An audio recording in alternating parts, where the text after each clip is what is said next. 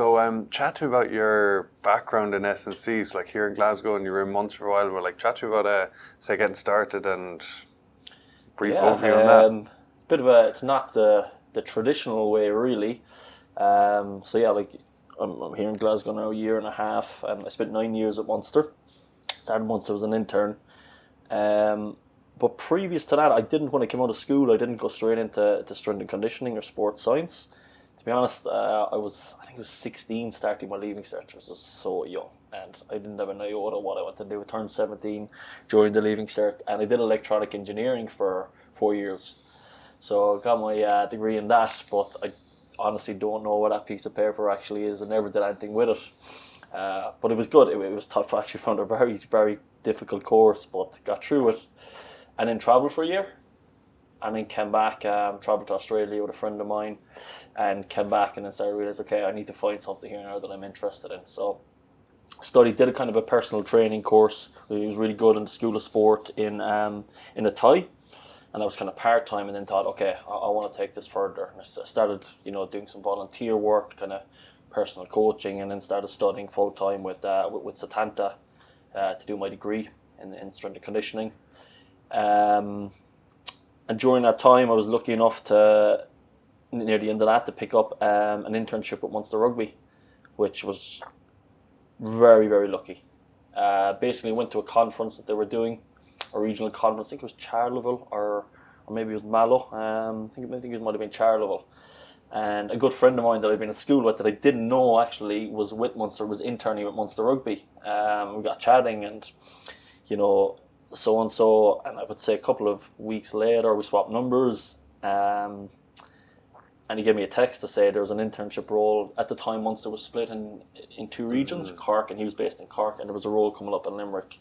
And I went for that, and I was very, very fortunate to get it. I think it was the fact nobody else was available to get it, because I certainly it didn't justify me getting that role, but I got it. And it probably took off from there. I did 2 years as an intern with Munster, and then did 2 years. I got a role with their underage, with the athletic development pathway there, which was fantastic. Some great people, some great mentors, working under Fergal O'Callaghan there. And then I did a year as the academy assistant S&C with Joe McGinley as the lead, who's now at Leinster. It was a fantastic experience, and then Joe moved to Leinster in that period, and I was lucky enough to get the lead academy position, S&C or athletic performance coach, and that was phenomenal. That was a really brilliant experience, and 2 years there. And funnily enough, PJ Wilson did actually move to BAT, who was obviously the friend that I was speaking about. He was in the RTP role with the seniors, and he moved to the head of performance of BAT Rugby. And that position opened up, and I took that role. I was fortunate enough to get that role. So 2 years then in that role, 2.5 in that role. And then this opportunity came in Glasgow, and I just thought, you know what, I liked the job description, I liked what the role was, and yeah, I went for it, and here we are. Nice one, good stuff. Yeah, it's a bit of a kind of few by roads to get there, but yeah, that was it. Yeah, class. And so like pretty progressive, like every year, 2 years, like just kind of working your way up and along. Yeah, that was probably key for me. Munster was a fantastic club, fantastic people, but progression was key there, and I never felt stagnated, because, as you say, I don't think it's been longer than 2 years in any role, except actually our RTP role, and that's when I probably felt, maybe it's time for a new challenge, a slightly different role. But yeah, like when I think about how lucky I was getting that internship role, so it was 2012 maybe. So at the time, Bryce Kavanagh was the head of performance at Munster Rugby, who's now the head of performance with the FA English football. Cool. So like phenomenal. And he was based in Cork, and then Alan Walters was basically the head S&C, would say, and he was based in Limerick. So I basically interned under him. Alan, who obviously went on to be lead of Munster, South Africa, now at Leicester. Steve Orwick, so the learning experience. And not only that, Aidan O'Connell was S&C in Cork, PJ Wilson, like I mentioned, Joe McGinley, Gordon Brett, Fergal O'Callaghan, Adam Sheehan joined soon enough into that like incredible knowledge and people who have gone on to do some great things in the industry and still do so. And people that I, majority of them, all of them I stay in contact to this day and are mentors to me. So yeah, it's I was very fortunate, very very fortunate. I have a lot to be thankful for those people, but Munster in general as well for getting those opportunities. Because yeah, I love that learning off people is something that's like so important. Just to like beginner's mindset, growth mindset, just always be learning. Like it's very easy to in any job get like stagnant and be like, oh, this is my job and I'm doing this job. You can probably do any job after a while to a pretty good level, but like just saying there like, oh, I was learning off this guy, and then I push myself to get this role, and then I love that. Yeah, and again, timing and being in the right place at the right time is part of that, and I was just fortunate. So there is a huge element of luck and timing.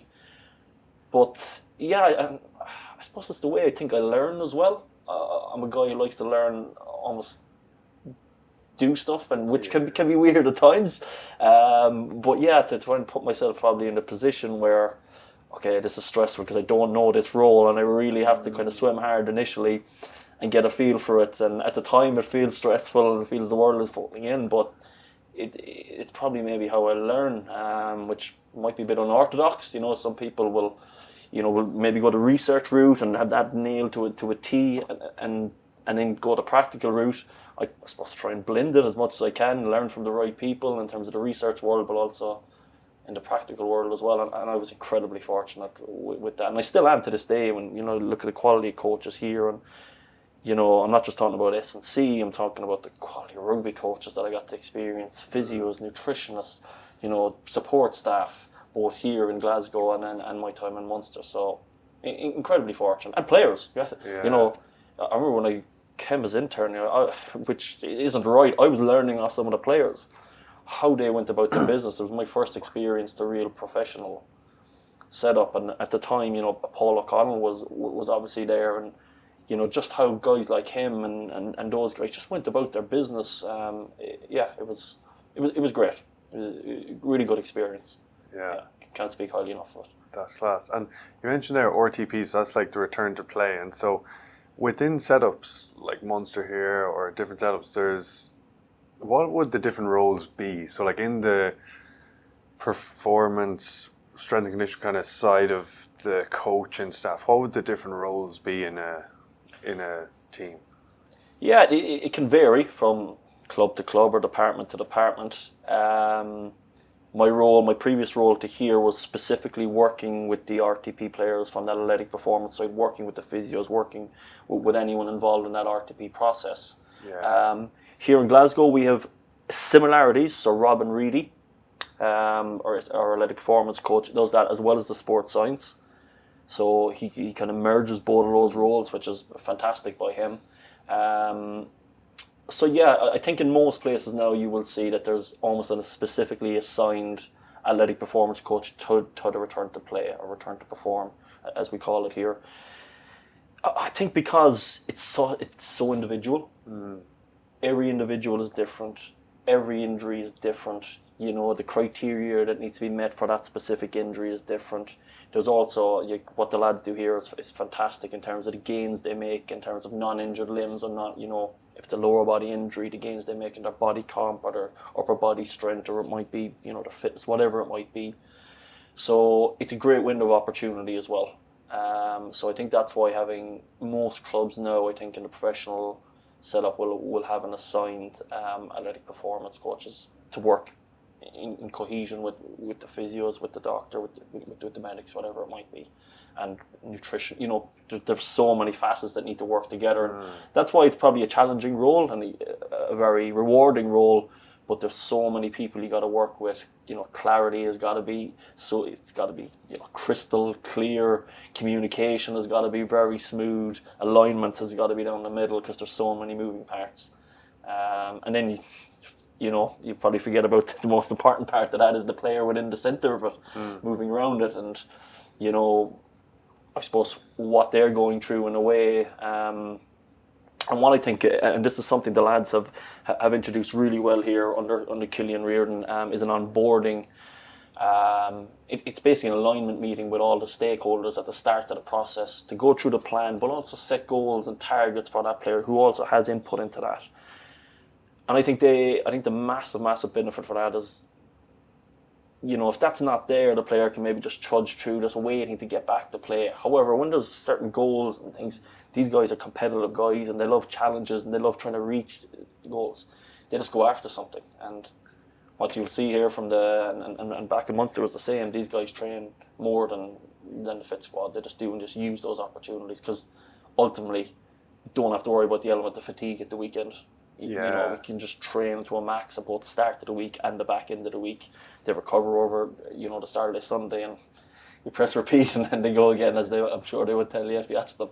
Yeah, and that's cool. So when a player gets injured, say, or they get surgery, maybe not, or whatever, they get an injury, and then so the return to play, like Robin Reedy and then Killian and maybe yourself, or different people, they all come together and have a meeting and just kind of like map out the players' plan from where they are right now to them getting back on the field, and they just map that out and that process, and so then the player is involved with that as well, and then the player can say, hey, I like this, I like that, or whatever, and they put forth that plan. That's exactly what you're saying, yeah.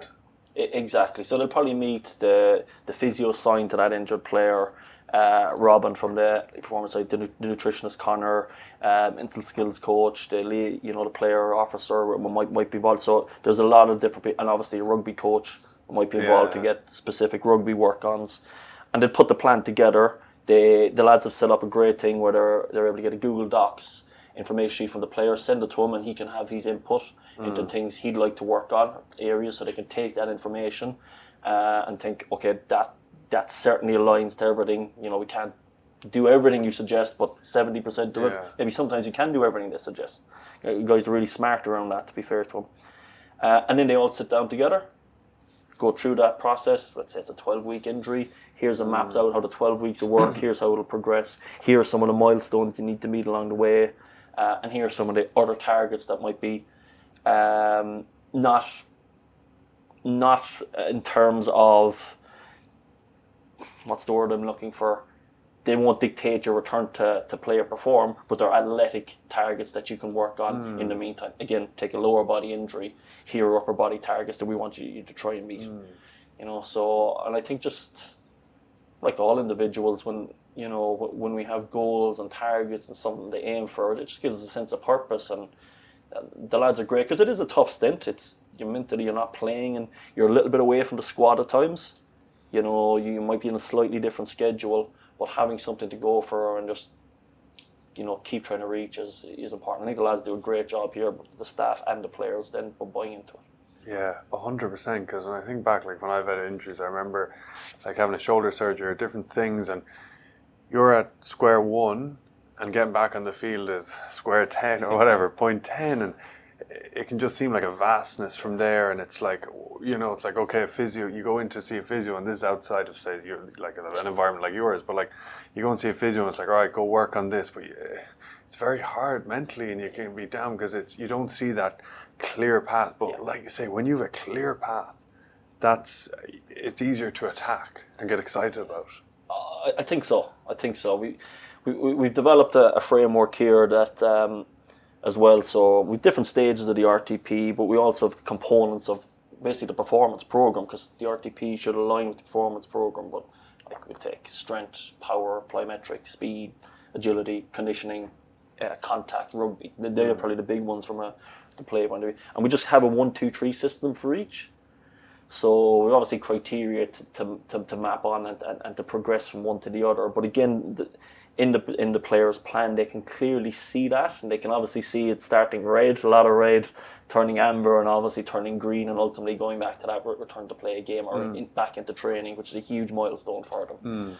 So I think that helps as well. And when they can see that, like you say, it's almost a visual as well as getting criteria. So it seems to work quite well. Yeah, good stuff. And you mentioned Paul O'Connell, like here and over the 9 years and over your 10, 11 years, you've worked with like lots of world-class players. What will be some kind of things that world-class players do around the gym or S&C around the environment that you'd see where, I mean, you've worked with other players who weren't, and who didn't have good practices, or what makes them, or what do they do different, or Yeah, or it's a bit of a $1 million question in a way, but and it might sound a boring answer, but they absolutely nail the basics continuously, consistently. Killian Rearn had a performance here it's like consistency and discipline are the same thing basically. You know, you need one to have the other, and it's huge. And it's not getting bored with the basics. It's basically being able to identify, and again, us as coaches should be able to obviously guide with that. What are the key things, that are key areas for performance, to help with performance, and then for that individual, whether it's extra mobility, recovery, you know, strength extras, fitness extras, whatever it is. And then I suppose the discipline and the consistency to go after them, and knowing if I nail these, it's going to help me progress. It's not necessarily like a switch going to ultimately straight away make me better, but it's given me the greatest opportunity. And that's probably even the physiological side of it. You didn't take the psychological side of that discipline just to apply themselves to something that they feel is. You didn't see that carry on onto the pitch. They just don't take shortcuts, and you see it in training. And their standards then are always so high. You know, they just demand high of themselves and naturally then of others. So the best guys, and a lot of guys here are the same. You know, it's that ability just to just nail the basics consistently. Again, as you go through your career, you begin to learn that more and more. They learn more about their own bodies. You know what specifically works for them. Once they can find that and prioritize that, the ability and the consistency and the discipline just to nail those, to give them the best opportunity to perform, stay on the pitch, have a longer career. You know, there is multiple facets to that, benefits to that, and I'm a true believer as well. Like how we do some things, how we do everything. You know, and that's probably with the guys who are so diligent, and it's funny even like. When I think back my times in the academy, the guys that I think of straight away were also brilliant at their college work. They were just incredibly diligent, and they could prioritize what was important and always nail it. You know, so it was just, it's that ability, I suppose, to number one, prioritize, but then the discipline to be consistent with it. Yeah, I love that, and I love you say, as I've heard it before, the way you do anything is the way you do everything, and I love that. Like, and you know as well if you're cutting corners. Like, you know, 100%. I said our players sometimes, like, it's not about working hard for coaches, it's about working hard for you. And that's probably the hard thing, and it's one of our pillars of our program. You know, of our athletic performance program. We call it professional habits. The fifth one. It's preparation, application, and recovery. I think everyone knows about recovery, and if it's at that, preparation is probably doing our movement prep and elements of that. But application, it's huge, and it feeds back into that. And something we did in pre-season. Actually, we just wanted to change up pre-season.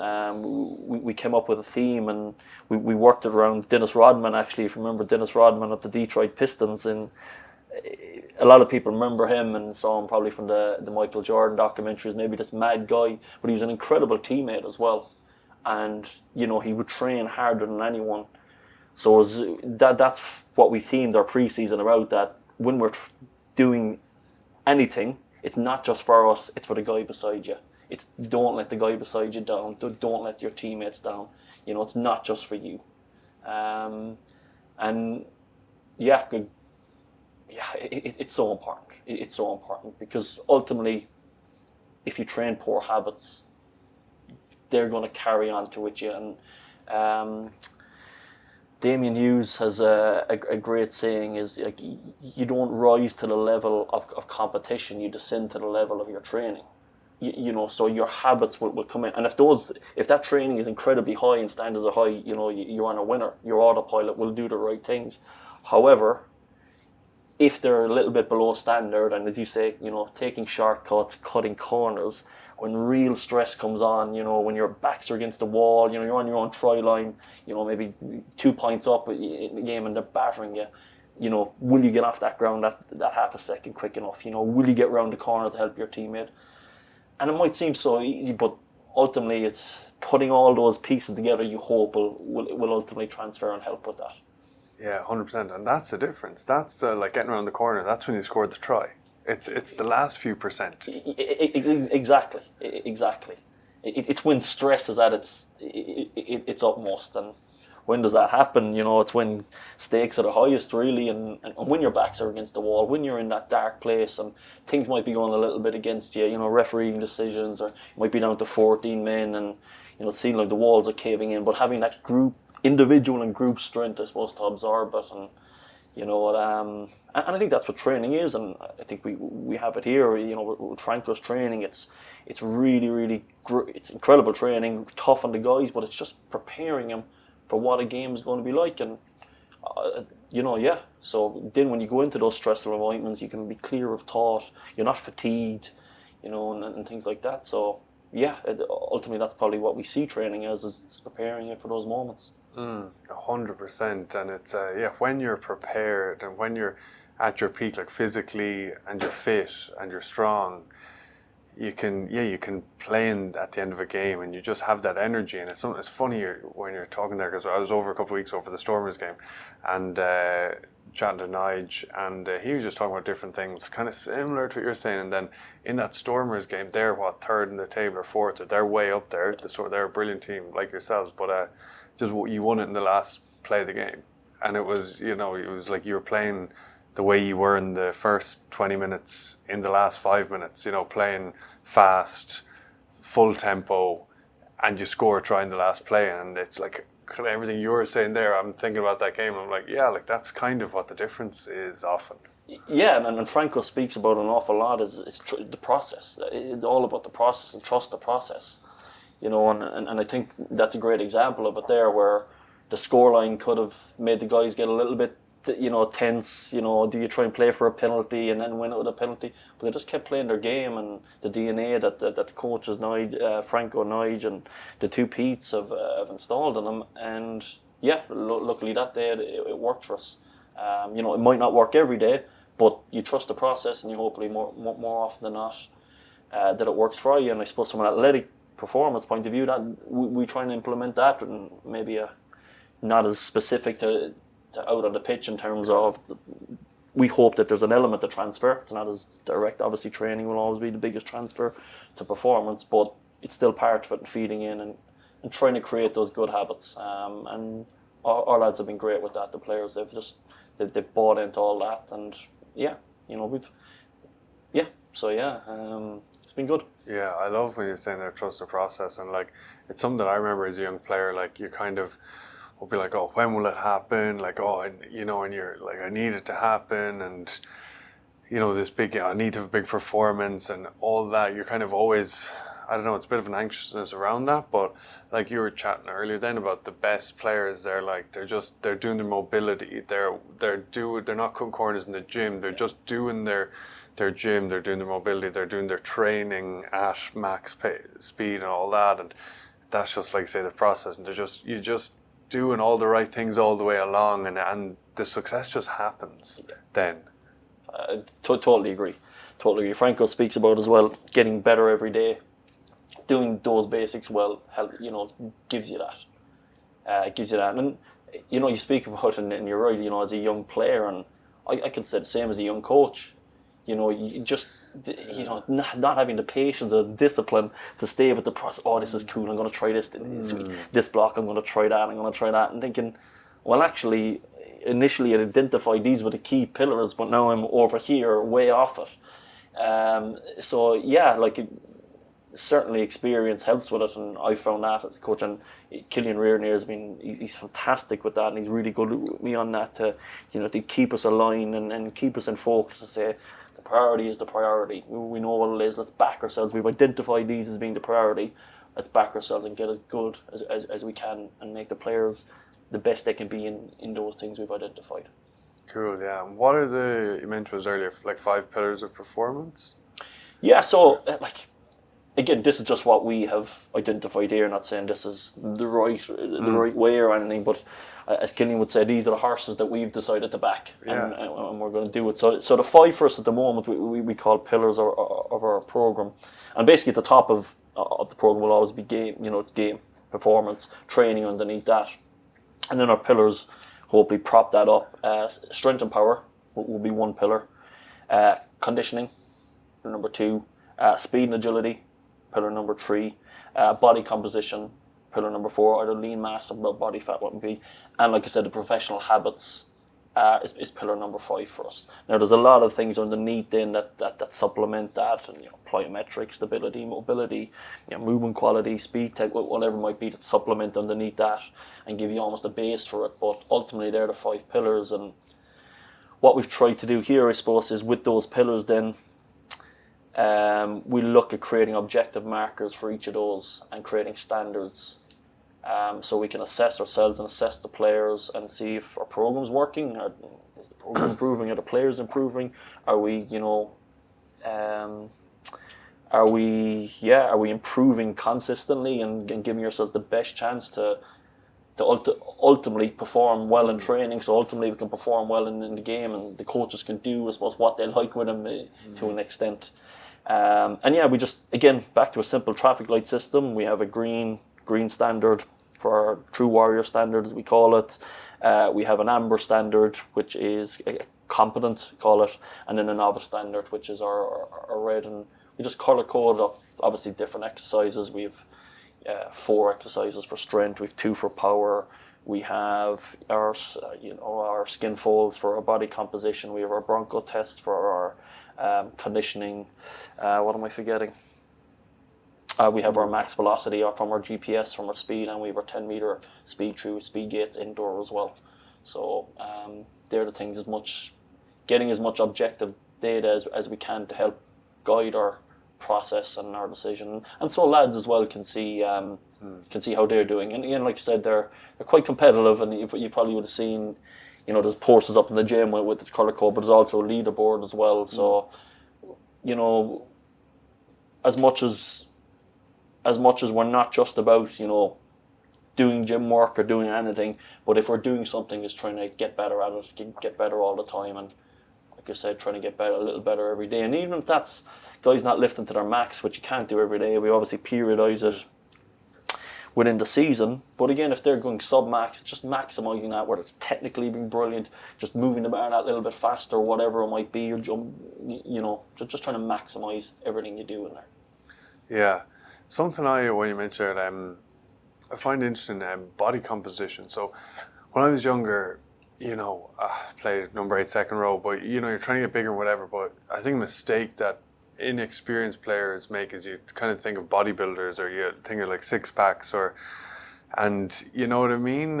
But that's not quite an athlete or a rugby player, and then to flip with that, like sometimes you see kind of front rowers or front 5 that are kind of heavy and they're world class, and I don't know. Talk to me a bit about body composition and that kind of stuff. Yeah, you're 100% right, and we would go by position as well in terms of our standards. There would be one for prop, one for hooker back row, one for lock, one for scrum half, and so on, specific to the position. Because you're right, it's going to be different per position. The lower down you go in terms of position, in terms of numbers of starting team, the more body fat or the higher the body composition will be. So yeah, it's all about, I suppose, being able to perform to the optimal level what you have. So I suppose to explain that, if we feel, let's take a prop, who maybe skin folds are quite high, we feel can perform a little bit better, and that's maybe the general feedback, whether it might be fades away, or at the moment can last 50 minutes, but we there's going to be times we're going to have to ask him to play 60 minutes. Then, okay, is this an area we can supplement that and help it? As you say, it's not trying to get a 6-pack, but it might be just drop down a little bit of excess body fat, maybe put on a little bit more lean. So again, muscle will fire. That is just something you carry in general. So that may just help with that. You also might have the other option where their skin folds aren't maybe at the true warrior stand that we want. However, they're playing incredibly well. They're playing for 70, 80 minutes. You know, everyone seems happy. We're happy with some other factors in terms of their jump scores, their speed scores are quite well. You say they can just operate really well with that body composition. You're able to handle it. Then are we going to chase after that? And again, it goes back to prioritization. Yeah. Well, actually, maybe not. This guy is functioning. He's world class. You know, he's playing at a really, really high level. If we feel that that's good, and that's where probably context has to come into it. You know, objective data is fantastic. It really is. But it's always important to basically look with your own eyes as well, or in probably my case, using the coach's eyes and asking their opinion, you know, how you feel this player is performing and what's doing.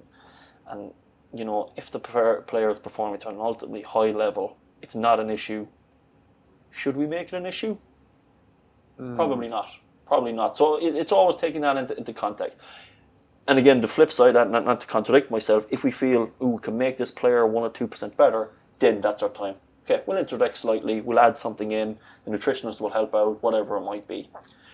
And then probably you have the flip side of that, where you might have a guy who is, you know, really fit, really lean, but maybe too lean, you know, playing, you know, in a high collision-based sport, you know, and just being able to have that mass and being able to produce force of that mass in that direction is going to aid them in their position. So then it might be just, you know, giving them extra sessions, or, you know, gym sessions, maybe taking on a bit extra calories. But like you say, not necessarily just as a bodybuilder that's going to restrict their movement and what makes them really good.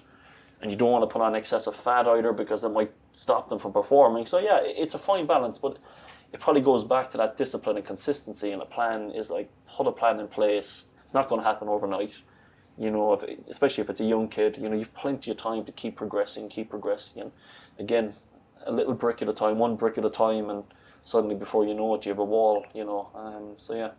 And something you mentioned, young kid, and I think a big challenge for young players, and I know you're not working with Academy right now, but is putting on weight and getting to a senior level of like bodybuilder standard. Or so what would you say to, say, a 18, 19-year-old who's been told, who's maybe just gone to university or is in a kind of a sub-academy, or just like at that level, and they're good players, but they've been told you need to get bigger? Like, what would you say to them? Or, you know, is it, because isn't there a thing about putting weight on gradually, or isn't there a thing that you need to build it gradually versus like, oh, I need to put on 10 kilos? Like, it's not just eat as much as you can, as quick as you can, is it? Or, no, absolutely not. So the first, yeah, like, I suppose the big thing will be who's telling them that, and what is the reason. Always look for the why. You know, is it a guy who's playing in the front row and is 85 kg, and someone's telling them, for your long-term future, if you want to play in that position, you're going to progressively have to put on. Cool. My first bit of advice would be, go to someone who's competent in getting you there. Because don't just look online, and because, yeah, there's so much out there. It's go to someone who's incredibly competent, who's done it before, who knows to give you a program, but give you the advice to actually get there over time. Like you say, that's going to be a 6, 7, 8 year project. It's just going to be part of their professional habits, you know, doing that. So I think that's important. Liam Walsh here, who runs our academy, you know, has really got the lads doing really great stuff. He gets all their main lifts in. They lift really well, but then he looks places to supplement them with extra lifts in terms of upper body extras, whatever it might be, knowing that academy is a great opportunity for them to put on lean mass. But again, they're in a structured program. They're with a highly competent professional coach who's able to get them there. So it is possible to get there. But I suppose the hard thing, as you say, it might be a kid in university who's, you know, not in a full-time program, who's studying during the day, who maybe, you know, gets a chance maybe 3-4 times a week to get to the gym. The danger there is that he thinks about body weight alone and just putting on body weight, where ultimately it's going to be lean mass is what he wants to put on. So like you say, that's going to take time. That's a process. That's a process. And being patient with it, and just knowing that, and it probably goes back to what we started chatting, the discipline to actually put something in place and just stick with it, be very, very consistent. And obviously a massive thing is eating the right food with that then as well. getting the right nutrition. That's how the body builds muscle as well as getting stimulus of lifting. It needs both in conjunction. And again, that's where we have Connor Stewart here, nutrition as well, as able to help the lads here with that as well. And that's again where it's difficult for someone who maybe isn't in a full-time program. But it's like anything, try and stick to the basics, do your fundamental lifting movements, eat well. You know, it's not just about eating calories. You need to get a certain amount of, again, fresh, whole foods. Joe McGinley had a saying, you know, if it falls off a branch, or you can kill it with a spear, eat it. You know, so again, it's those wholesome foods. It's not processed. And if you're eating those and you're lifting in a good balanced lifting program, you're probably in a good place. You're probably in a good place. Yeah, 100%. And for just last one on that, I'd say though, the kind of young player who's progressing into an adult team and an adult body as well is a split between the power and the strength, and then like I said, the body comp is another thing you said, but that's kind of bodybuilding gym, isn't it? Then like higher reps. So one is kind of you're doing like, I was thinking back to myself, but like 5x5 or 5, 4, 3, 2, 1, or that kind of stuff. Yeah. And then the other is like 12 sets of 12 or 15. That's what puts on the size. Yes, yeah.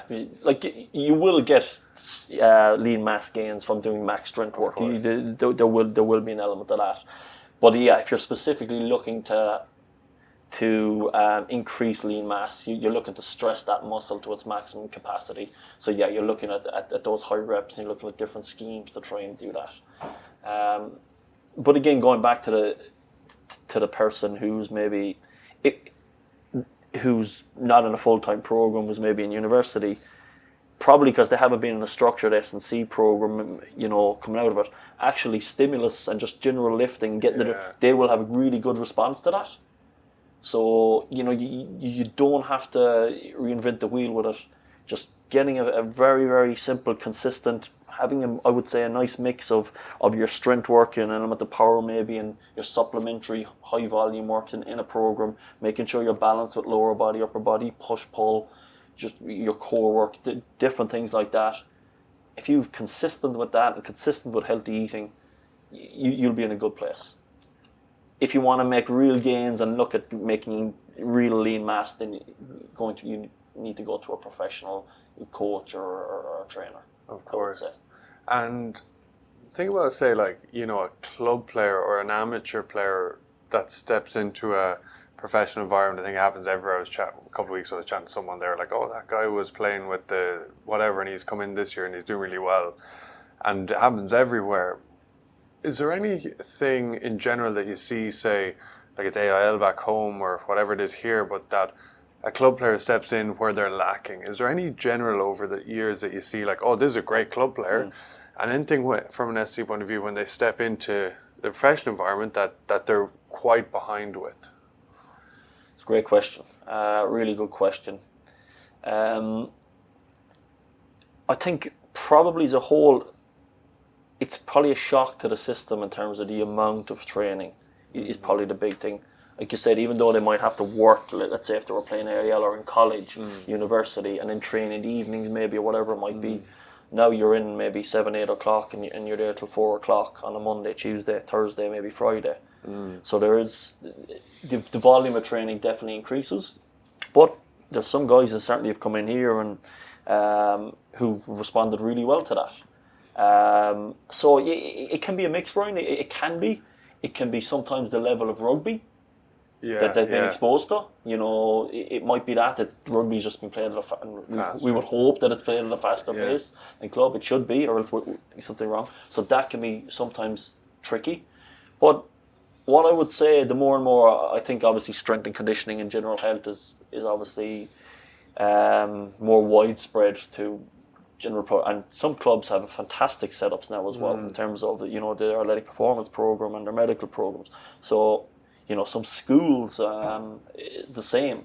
So I think from an athletic performance point of view, usually guys come in really good nick. You know, it's probably just the amount of training, or maybe the intensity of training. In particularly, I would say the rugby element and how fast it's played at. Yeah, so then it's kind of getting your everything outside of the rugby and the environment right, like your rest, like you said, your eating, your sleep, your kind of vitamins, your supplementation, like all that stuff, like that's then a huge thing because with the increase in the stimulus, that's what you really need to be dialed in with. Massively, massively, and I'm not saying this happens with club players or university players or whatever, but if they're playing part time, you know, what you do at weekends, what you do in the evenings may not have as much of an immediate effect on what you do. However, when you've got to come back in and train for all that, get through all that training volume weekly, and expect to perform well, it's different. And like you say, your recovery and what you do away from the facility becomes so important.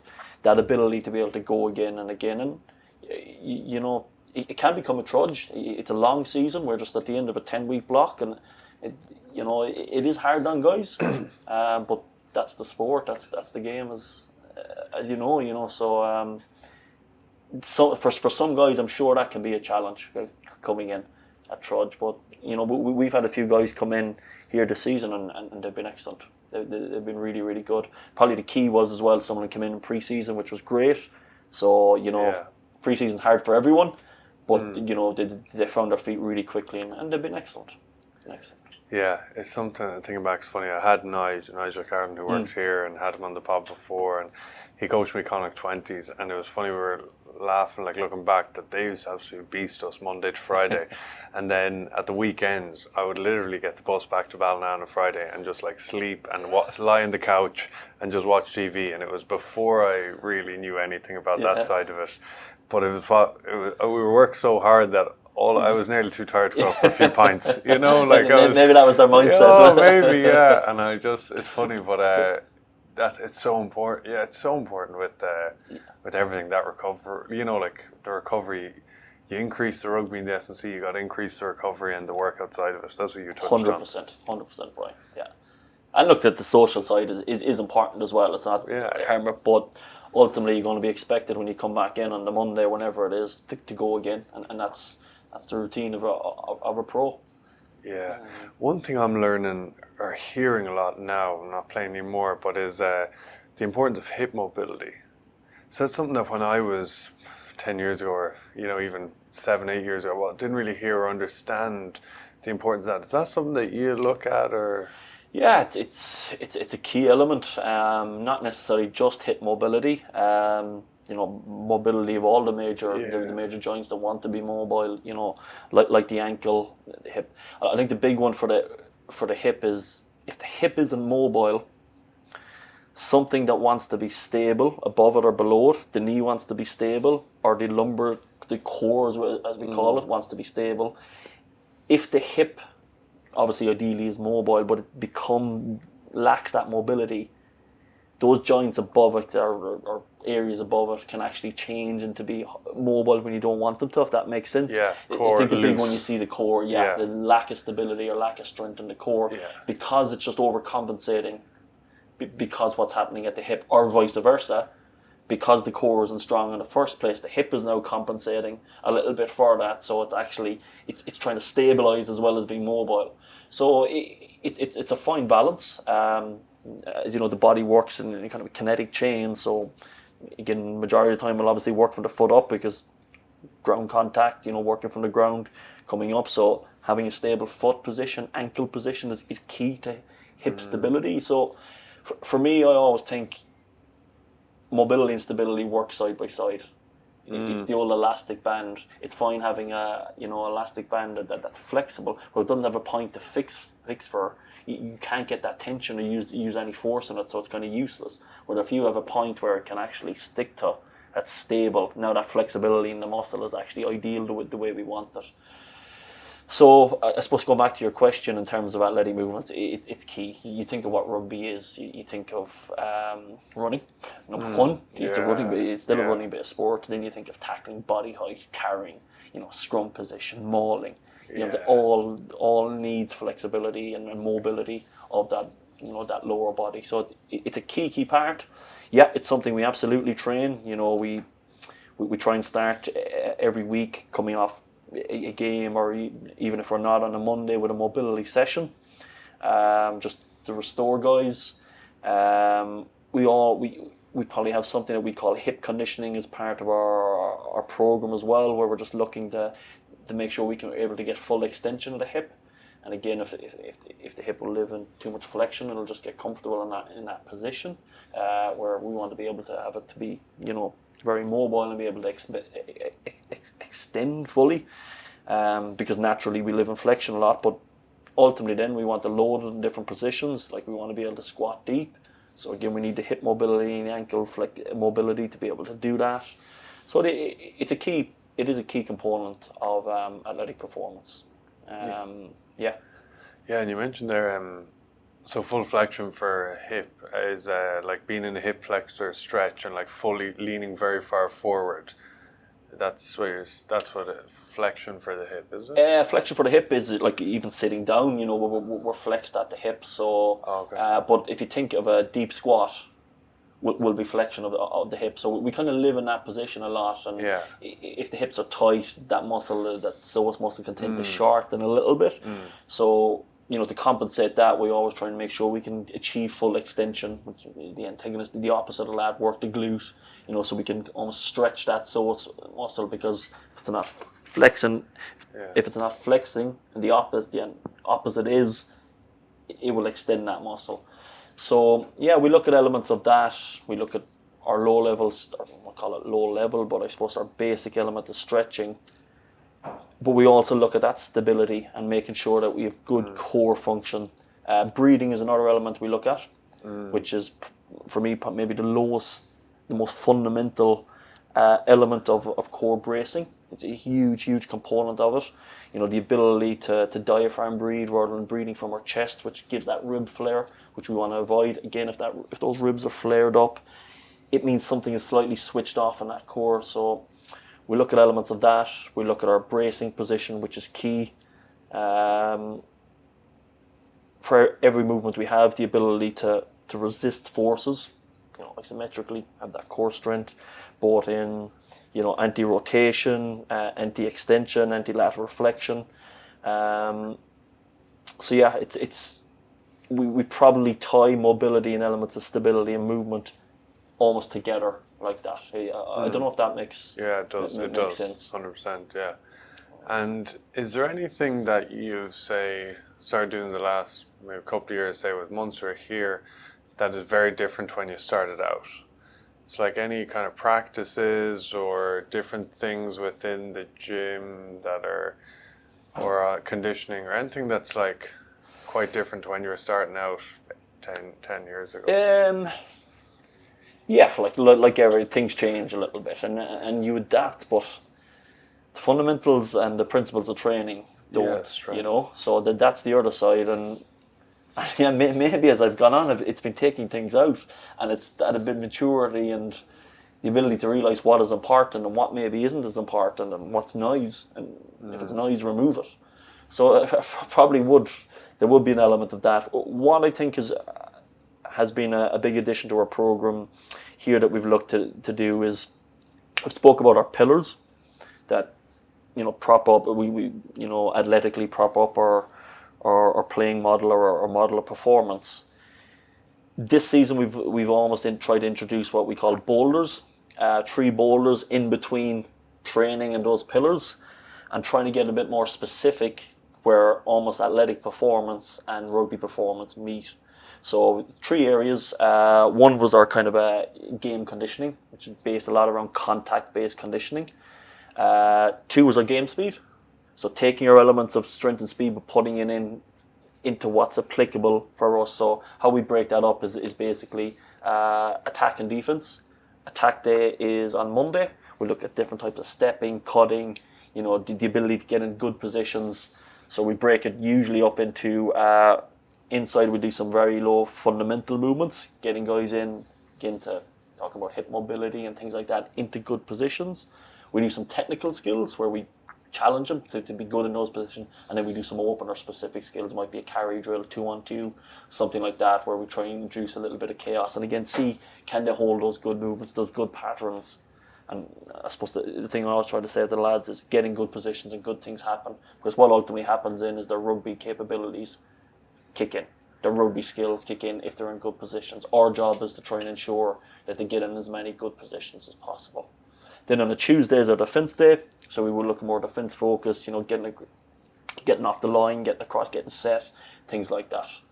So that was the second bowl, or game speed, and the third one then is position specific skills. So you might have seen when you're in the Stormers week.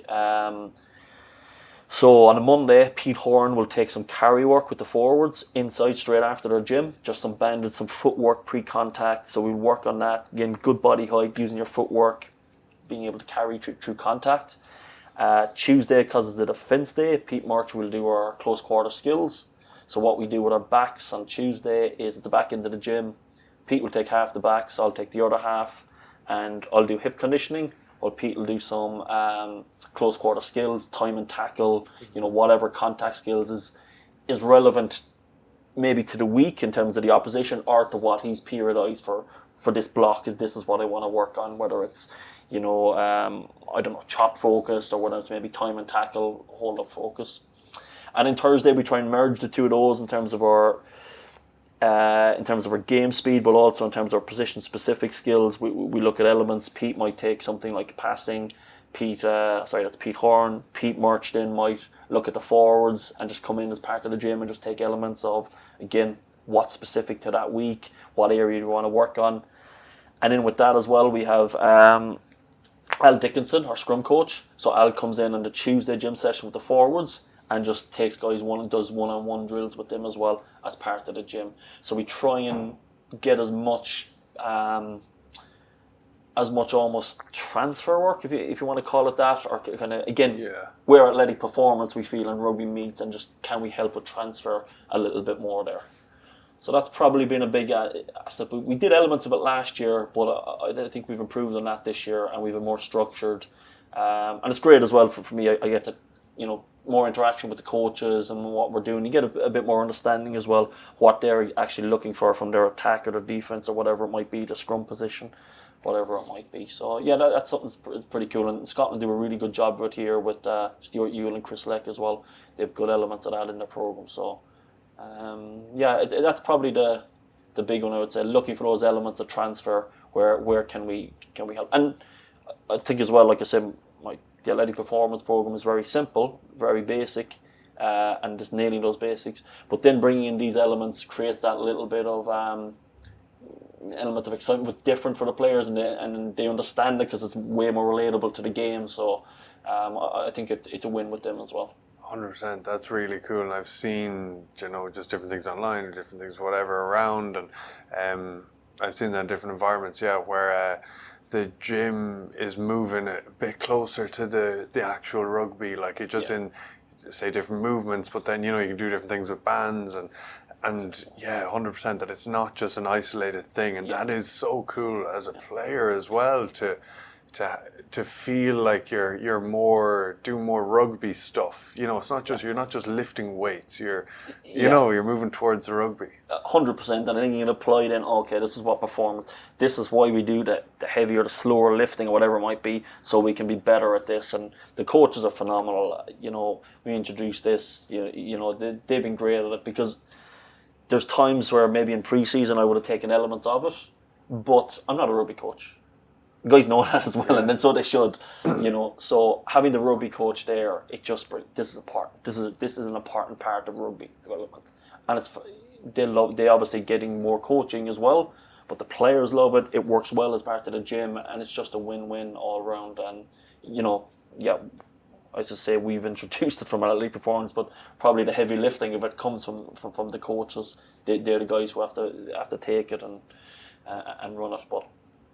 I think it's been a success, and probably in discussion at the moment of looking at different other areas we can look at. Can we help footwork in the line out?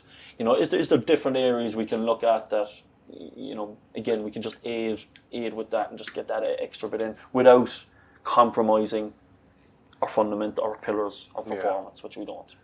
100%. And you mentioned there the bands and running with the bands, and that's class, I think. And for carrying, and like I never did that, once again, like Yeah, just, and even I've seen them as well. People like holding a med ball, like say like being on the like chest on the ground, like jumping up, grabbing a med ball, and then having a band and sprinting. Yeah. Like, so that's class. Players love that. They do. Yeah. They do. Yeah, absolutely. Because again, they can relate it to this is exactly, well, not exactly, but this is very close to what I'm going to be asked to do out on the pitch.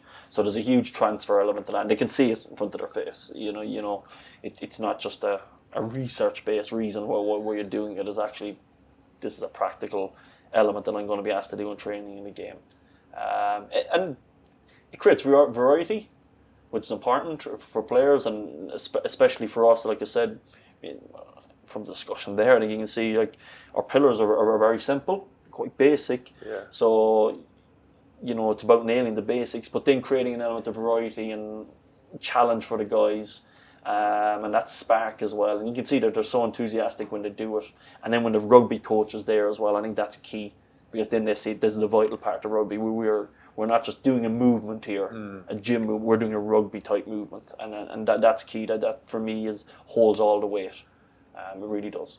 Yeah, 100%. And chat to me a bit just quickly about so for say amateur coaches or just I suppose any team, but around warming up during games. So it's something that when I was coaching over the last couple of years, say in Vancouver with different teams, it's something that I didn't do. But say if we didn't have an S&C person on, the coach was to like look at that or something. What's kind of a good practice around? So you warm up, the team warms up, but then what's good practice around subs warming up? I think every player will tell you have a slightly different opinion and feel on this. So I suppose our practice here is we will warm up. They'll warm up obviously pre-game with the squad. Squad comes out on 15 minutes. We go down for a very general movement, just general. Again, usually there's not substitutions made in this period. No. So we don't necessarily want the guys to be hopping off the ground there and really sparked. So we bring tackle bags, might get a couple of low level hits, but it's more just about movement. Get a few strides out, get a few accelerations, do a bit of mobility, do a bit of maybe down, press up work, or just open up the chest a little bit, preparing for contact. Get hands on ball, just get them moving. Then on 35 minutes on the clock, just before half time, this is where we'll intensify it a little bit. But I think the key to it is keeping it short. And again, it's prioritising, okay, what do I want to get done here? I need to get them a few sprints, but not max sprints, but just good stride outs at around 80-85% up towards that 90. You need to get some acceleration, you need to get some hits in, bang, and then give them their own time. And then straight after half time, we would do similar where it's absolutely intensified, because now we're trying to get guys know that they're going to be coming, they need to get ready. And again, I'd probably try and keep it short and sharp, because there's a few things going through their head and focus, but get the main things we want to do. Want to do some carries, want to do again some contact work, so they have the feel of that getting off the deck. They're in that spark, that mood to go accelerating, and then give them some individual time. If it's a scrum half, you'd like to do some passing. If it's a prop, they might do some one-on-one work. A hooker might want to throw, things like that. And then as we go past that stage, on around 55 minutes, we might go down again. It's a quick spark, and then it's almost an individual call around 65 minutes. Is there a guy still on the bench? If there is. So yeah, it's a tricky one. I suppose I've had times where guys, and in different teams and things, they're more interested in the game and kind of naturally, they're flowing in the game. But what I try and, I suppose, say to them is, or get them to understand is, the best thing you can do for your teammate is be ready when called upon. So for these, 2 minutes, whatever it is, just do that right. Be physically and mentally ready, switched on to what you need to do, and then go from there. And actually what I found very useful with that is letting the guys huddle up themselves after half time and get whoever might be the most senior substitute, have a chat with the lads. Okay, we'll be mic'd up. We know what the comms are. They just come out at half time. They know what the comms are. Give them that, and then it's streamlined. So I suppose to summarise, you don't want to batter guys with warm ups. You really don't. You just want them to have that spark, to be to be physically and just mentally engaged. That's really it. You know, again, as a young coach, I would have probably thinking, oh, I could do this during the warm up, and I could do this, and I've gone down that road, and then I come back and wonder, why was that so? Why are the guys so? They don't want to learn new things. They just want simple things of getting them physically and mentally ready. So here, what I try and do is elements that they've done in the warm up, they've done before, very very basic stuff, but again, just enough to get them engaged as far without getting them overly fatigued. And I think keeping it sharp is key for them. I don't know what you would have felt as a player. 100%. Yeah, like I wasn't, as in Ireland or whatever, I wasn't a sub that often. But I remember when I was, like, it's a chore. First of all, like I personally, I like to watch the game. If ever I wasn't playing, you want to kind of keep your finger on the pulse, sort of. You want to feel the game and see the game, and so then it would be a little bit of a chore, but you understand it's necessary. So it's like, oh, we're going warming up. Okay, cool, and you want to, like you say, just get firing again. Just like a couple of sprints, whatever it is, that it's just like boom, I'm good again. I'm warm. I'm good, and then back, and like absolutely. 2 minutes every whatever amount of time, and then if you get called on, you'll have time for, say, 3 hits each shoulder and 10 push-ups and 5 squat jumps, and off you go, or maybe even not that, or you'll have time to just get it real going. To go again, absolutely. And I think the important part from an elite performance coach is to realise it's about the players. It's not about you, the coach. That's the key of it. It's there to help the players, and that's the purpose of it. Not as I said, as an inexperienced coach, I think, I need to do this, I need to do that, I need to do all that. Nobody cares. The player doesn't care what we're doing. Like you said, he just needs that element of spark. Make sure that they're contact ready, they're sprint ready, they're change of direction ready. Bang. That's ultimately what I look at now. So it can be a chore. I see that, but I suppose it's like anything. We have a system here that we just do. No matter who's taking the game in terms of who's warming, we just do that consistently. So they're used to it. So there's an element, just get on with it. Yeah. Good stuff. How are you finding Glasgow in general? Moving over from Munster and being there, and how's the city, and how you find this? Yeah, I did really like it.